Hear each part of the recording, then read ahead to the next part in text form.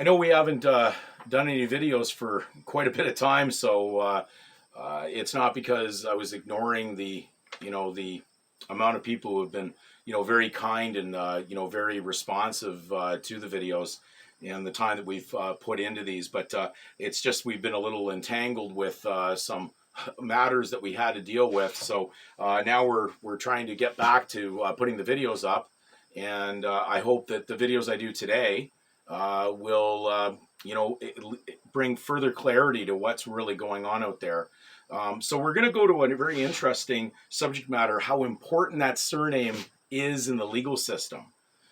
We've gone over it numerous times, but it doesn't always occur on everybody's documents, but they get more clear at times when you're able to examine something that, say, it's in the field of the registration of the name, the birth name, that the child will eventually get accustomed to using.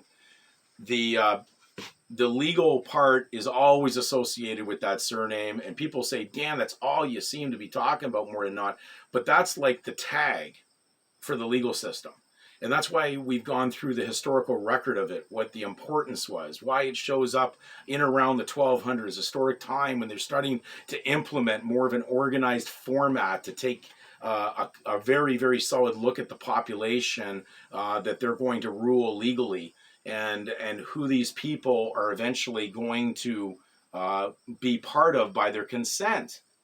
Consent's very important on this. So, and yes, will the good guys run into persecution and prosecution?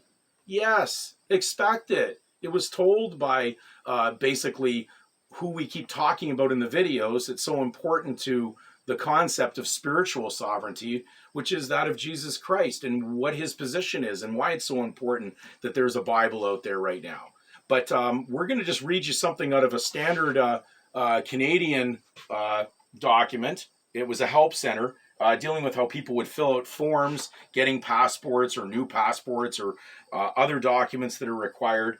And it was dealing on what do you mean by surname? He says, your surname is your family name. It is sometimes called your last name.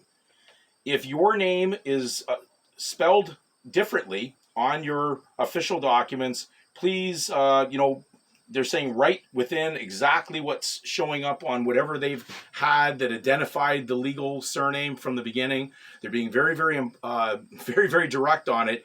Don't change anything. Follow what that legal surname is. But it gets into one spot where it's dealing with, he says, if you do not have a surname on your passport, because there are certain countries that did not have a tradition for surnames, it says travel or identity document, enter all your given names in the surname field. Write not applicable, okay, in the given name field. Now, that's apparent that they're not very happy with anything to do with the given name on its own, because they work in fiction, not in fact. A given is a fact. So we know that Jesus Christ represents truth, life, light of truth. Their system is in darkness. It deals with things that are opposite to what is spiritual and natural. So they're very, very wanting you to even take the position you would have in truth and stick it in the lie field, in the liability, the fictional field, by basically consenting.